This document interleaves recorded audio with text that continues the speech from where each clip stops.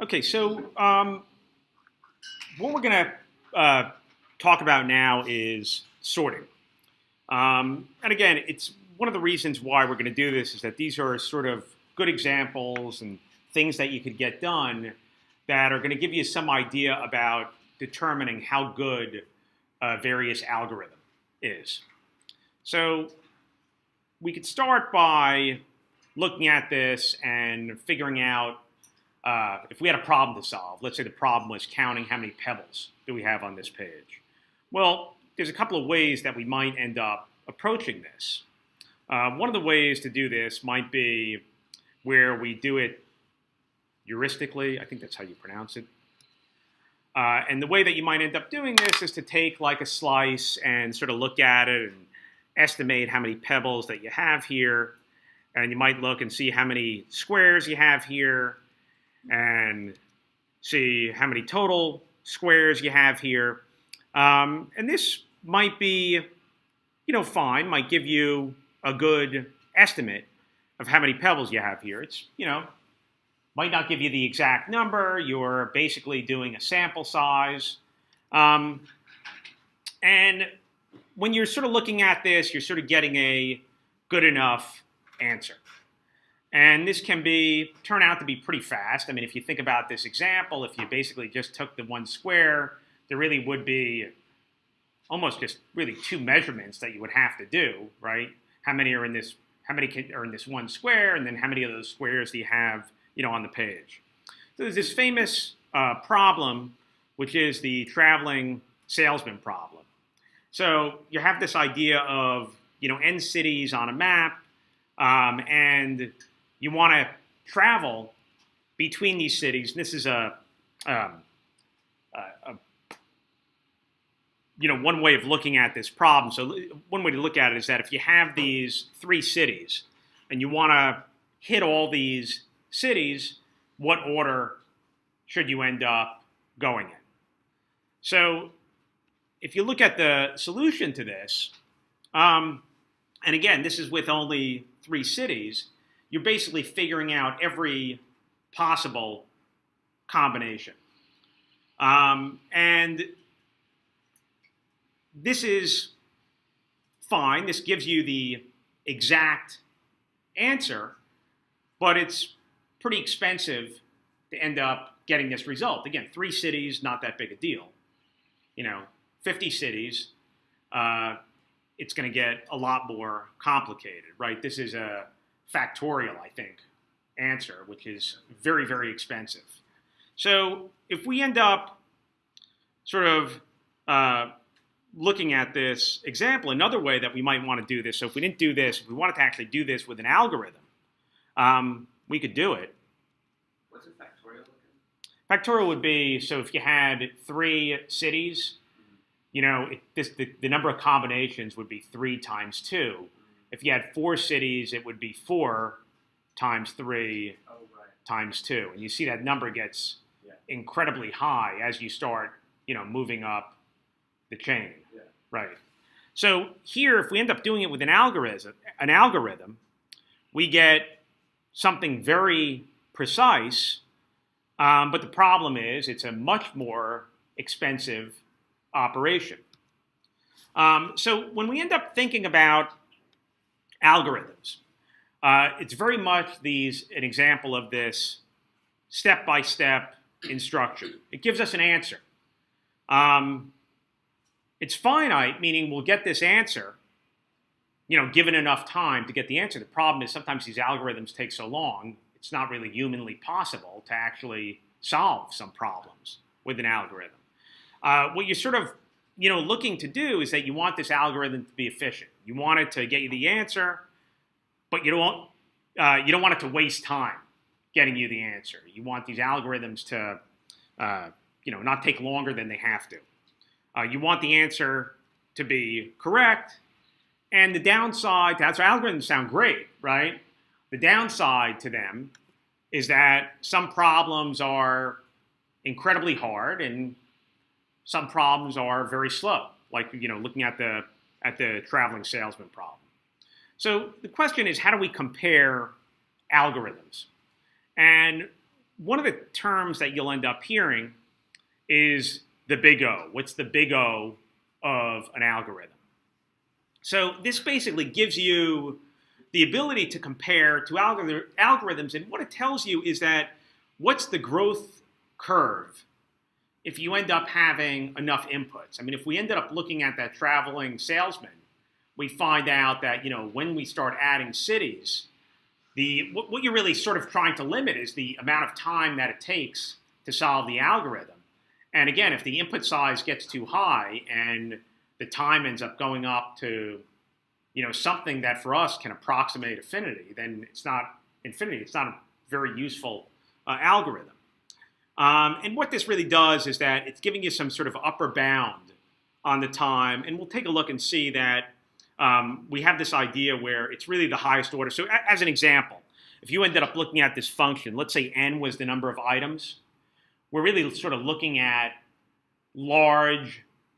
So in other words, if if n was the number of items we were looking at, and we said that the amount of time that it took to solve this was n cubed plus 5n plus 3, what really ends up happening, it's really only the n3 that matters. The rest of these terms, even though this is, would give us an exact answer, we don't really care. It's that n3 that we're looking at. That's what the big O would be.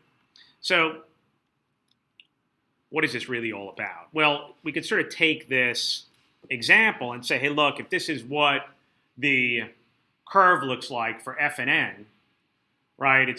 Could be this sort of wacky looking curve. We're looking at big numbers and we want to see the shape of what that curve is, okay? Again, our bigger concern is that, if you look at something that's sort of exponential, and you could imagine that, I can't really show it here, but we'll see examples where as the number ends up, increasing, the amount of time ends up, shooting up dramatically. That's going to be problematic for an algorithm. So this is simplified versions of this. Again, the algorithms themselves can be slow or fast, but it gives us, again, it's kind of a broad tool in terms of comparing two algorithms. So again, if you had this sort of traveling salesman situation or some algorithms, and one of them has a big O of n, and another one has a big O of n squared, okay? N squared is going to basically say it's going to take a hell of a lot longer to get the solution than n is. So just as a sort of a kind of a silly example of this, let's say that we had this algorithm, and this algorithm ends up getting passed in an array. And what we want to do is that we want to loop over this array of colors that end up getting passed in. And so imagine, we have this array of strings that ends up getting passed in, and we want to loop over it, and we're going to loop over our colors that are in here. And if we have a match, we're going to do a console.log with both the index and the value. So here we could see that we're just looping over these colors. This is one way to solve it. But imagine if someone did a solution on the right, it'll end up working. But you could see here that what we're basically doing is that we're looping over all the colors that end up coming in here. And we're then looking at, the value that we have here. And if the value equals red, we're going to do a console.log. So here we could end up getting the same answer, but we're running a lot more loops than we are the first time around. So we could say that this algorithm that we have here on the left is going to be more efficient, right? Less loops, the more efficient it's going to be. So as an example of this, let's say when we talk about big N, if let's say our sort of curve got approximated so that the amount of time that it took was, every time that it's linear, every time that we end up adding another pebble, right, this ends up going up in a linear way, which is what would actually happen with those pebbles. These, and this actually approximates the other example that we saw. In the end, these are actually considered, both of these are considered O of n, right? Again, what we're looking at is not necessarily that, for every n that we add on this one on the left, it takes, the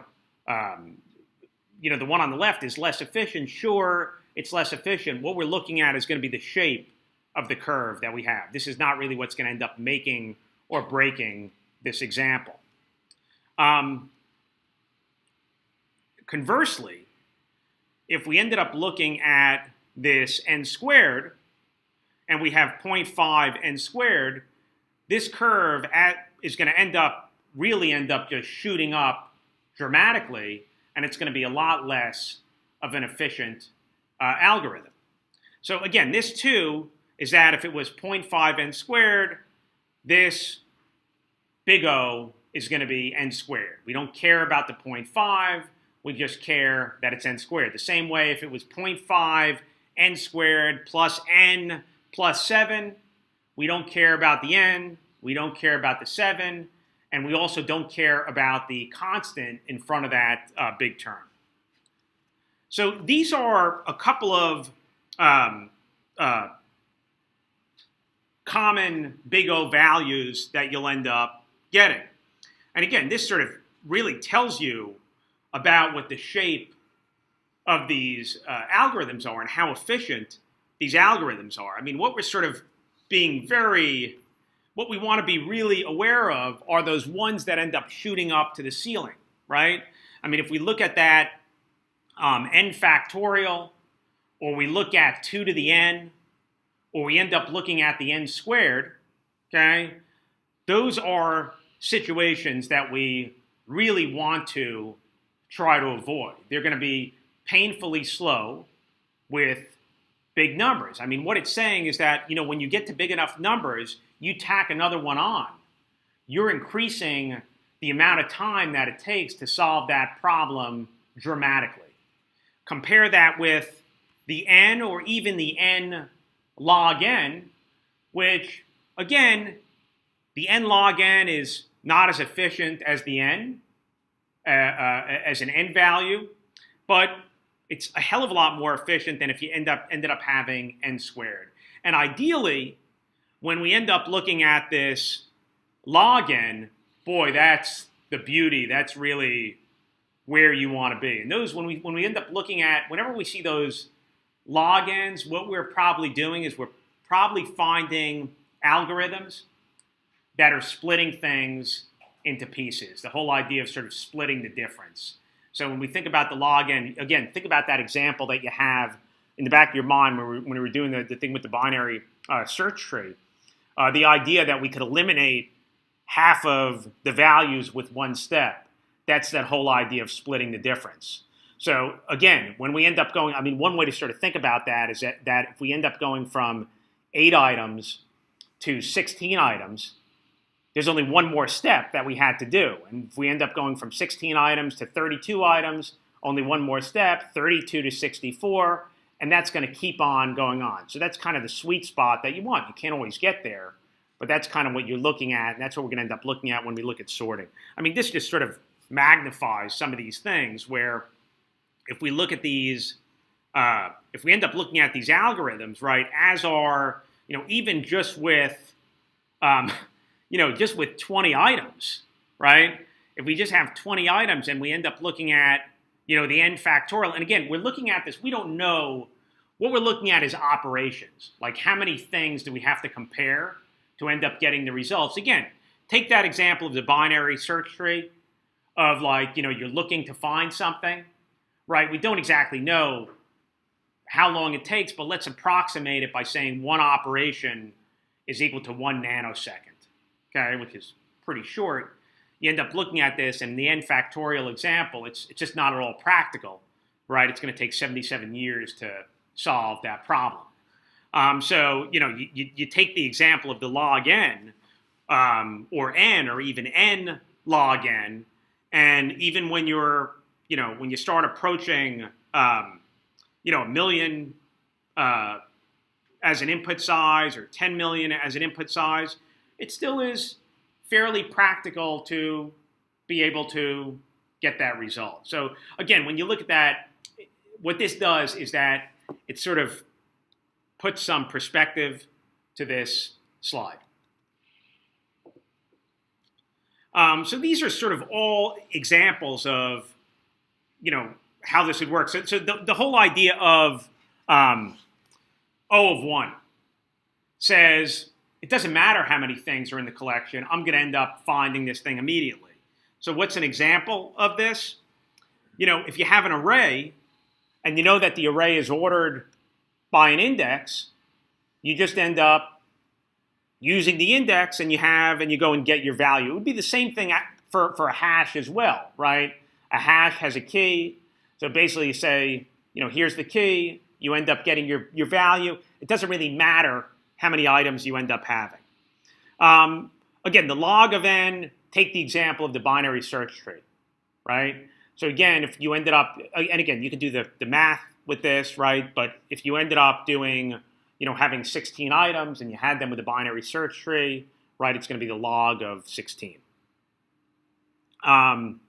Linear is where you actually have to go through all the elements, but again, it's not terribly awful. Again, you could take the idea of going through a linked list where you have to go from one item to the next. Again, you might find it earlier than going through the list, but again, the big O is going to be n. One of the examples that we're going to do for sorting is going to be the n log n, where we are splitting the difference, but there's also a little bit more work that we need to do. But again, n log n is not a bad spot to be in. So when we end up, looking at merge sort, we're going to see that that's going to be more efficient. We could actually test it out with a large enough set of numbers. When you end up seeing a for loop inside of another for loop in your code, that's where sometimes, by the way, if the sample size is not huge and it's not going to get huge, fine. There's absolutely no problem with having that. The thing is that if it turns out that the data that you're working with is going to be huge, then you sort of have to think about that. And so, generally when I end up looking at code and I see a for loop within another for loop, I'll just sort of look at it and say, is there a reason why I have to be concerned about this? And then we could go up, and see that, 2 to the n is going to be pretty bad. And the factorial one with the traveling salesman, where you have to do every single combination, that gets to be totally impractical. So this is just sort of a cheat sheet that shows you what some of the data structures are and what the big O values are for this. And again, I'll save this out.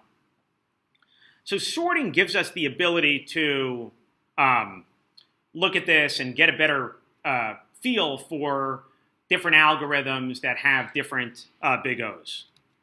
So there's a bunch of different ways to do sorts. The ones that we're going to end up looking at here are going to be the bubble sort and the merge sort. So you'll end up getting a good feel for them, but you could go and look at some of these other sorts. So best to really see this in the form of a picture. Oh, so if we end up looking at this bubble sort, what's going to happen here is that we're going to end up looking at these two items, and we just keep on moving over. So we go through, we compare adjacent items, right? If the one on the right is greater than the one on the left, which we have here, we swap them, right? We go over here, the next one, it's the correct order. We don't do anything. Here we end up doing a swap. We're going to do another swap over here.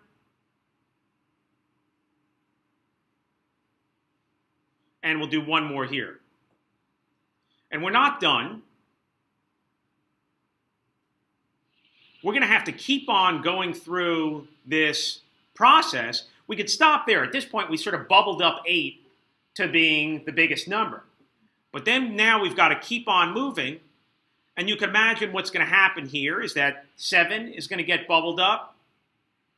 and then we're going to have 6 bubbled up, and so on and so forth, okay? But here you could sort of imagine that you're looking at this sort of loop within another loop. Not exactly, a little bit less, but from the perspective of big O, we're really looking at an n squared solution here. Everyone sort of get the idea what's happening here? Right, moving from the beginning, we know that every pass, we know we're done. By the way, this list could have been in order from the beginning.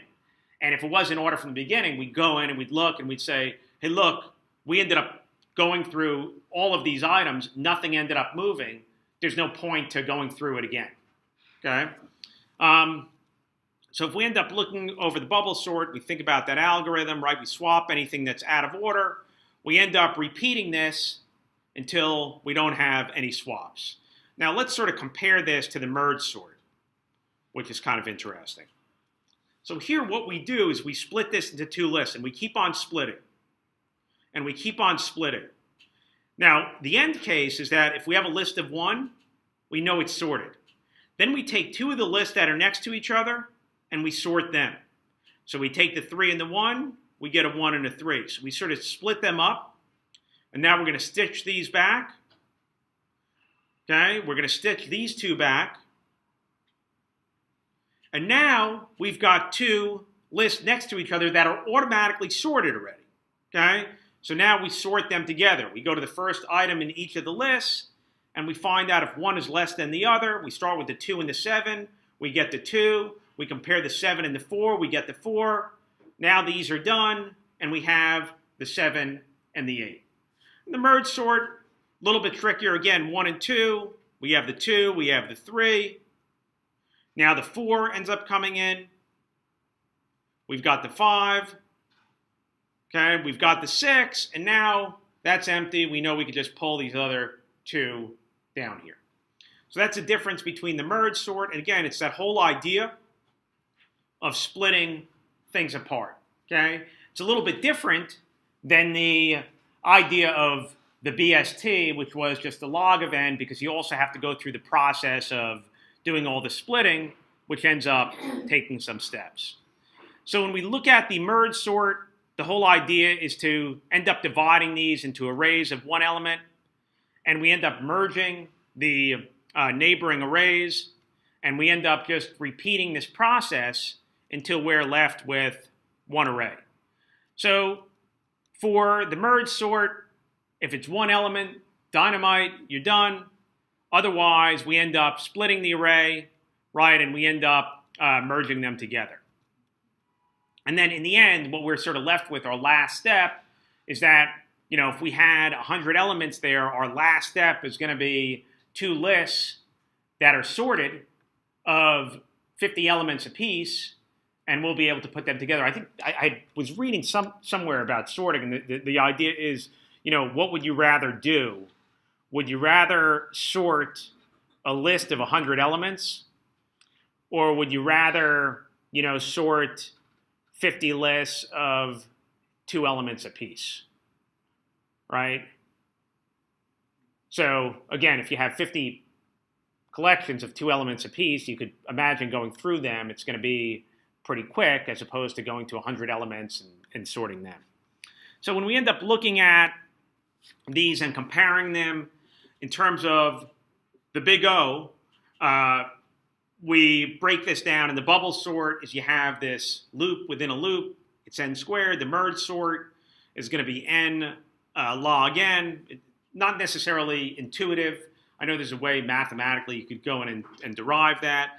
There are other issues with this. So one of the things with the bubble sort that's nice is that we don't have to create any new structures when we do it. We're basically just swapping things out in line. We're looking at these 2 things and saying, hey, look, we're going through the list. Are you bigger than this? If you are, we're going to switch your places. Okay? So we don't have to create any new data structure. So in terms of space, it's pretty good, but in terms of time, it's pretty lousy. As opposed to the merge sort, where it's still not terrible, but we actually do have to create some more space for these other arrays that we're creating. So, you know, why is the merge sort faster? in the end, right, if we end up combining the two lists that are already sorted into one list, right, it becomes sort of this linear operation. We're just looking at the first item in each of those lists. So by having sorted lists, it makes things faster. And so the number of steps that you have is just going to be much better. Are there any other trade-offs we should be considering besides time and space? They're the only ones I know of. What is the space? Space meaning if you needed, so if you could basically work with the data, in our case, if you could work with the data structure that you have without creating any new structures, space, let's equate space with memory, Okay. right? If you don't have to create any new data structure when you're doing it, you don't need any more memory. You could think about if you had these, huge collections, maybe creating memory becomes an issue. Okay. All right. Yeah, it's a heck of a lot less of an issue, but just something you should be aware of. Okay. So these are 5 rules of programming. I got to be honest with you, I'm not terribly sure why it's in this slide. I think the rest of these slides are one thing to sort of think about, and this is where the rest of these slides are going, and I'll summarize it for you. The bottom line is when you're writing your code, don't think too hard about optimizing too much. You're never going to end up getting anything done. Again, you don't have to write a sorting algorithm because sorting algorithms are written for you already. Okay? You're doing it to get an idea of how different algorithms work. You're not going to have to go in and specify, when I was talking about this before, like where we end up using a map instead of actually when we went to modify something in our in-memory array. Okay? Yeah. If we had 1 million records in our in-memory array, sure. Okay? But if we have 1 million records in our in-memory array, we have other bigger issues. Okay? We shouldn't end up having that. The point is that don't over-optimize. Okay?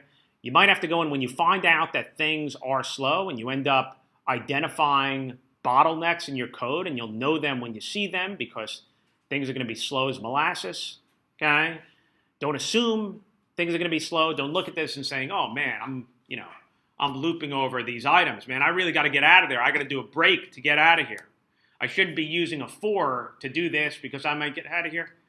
Sure, maybe the fact that you're using a for each and there's no natural way to break out of a for each can be slightly faster, but it is so fast already that it doesn't matter. Okay? So the bottom line is that, when you end up, if you do end up running into problems, measure. You could measure things and see, if something is slow, you could figure out, well, what is it that's slow? And look, to be honest with you, sometimes you figure it out that something is slow. More often than not, there's some sort of I/O command when you're reading from a database. Maybe you're getting too many records. Maybe you have too many joins of tables. That's really where, speed ends up becoming more of a factor when you look at programming. And more often than not, if that's an issue, then you find some way, it's usually some sort of data issue, less of an algorithm issue, and you'll figure out some way of caching your data or doing that sort of thing. But again, in the end, you're not really this is more of an exercise more than anything else. Again, if you were writing search for Google, this would be a hell of a lot more of an issue. But since you're not, you should sort of be aware of these things, but you're probably not going to be all that concerned with it. I think probably the biggest reason to sort of look at Big O, for me at least, it rarely comes up at a job, but again, it is one of those things that people like to bring up on job interviews. You can impress people at a cocktail party. Again, if you're choosing the right data structures for things, and again, if you want a collection of things, you choose an array. If you want a hash, you end up creating a hash. Again, there were questions about, when do I use a linked list? When do I, use this? These are not things that you're necessarily going to have to worry about. These things, for the most part, are sort of taken care of anyway. There again might be some end cases for it, but they're going to be few and far between. Let me save this.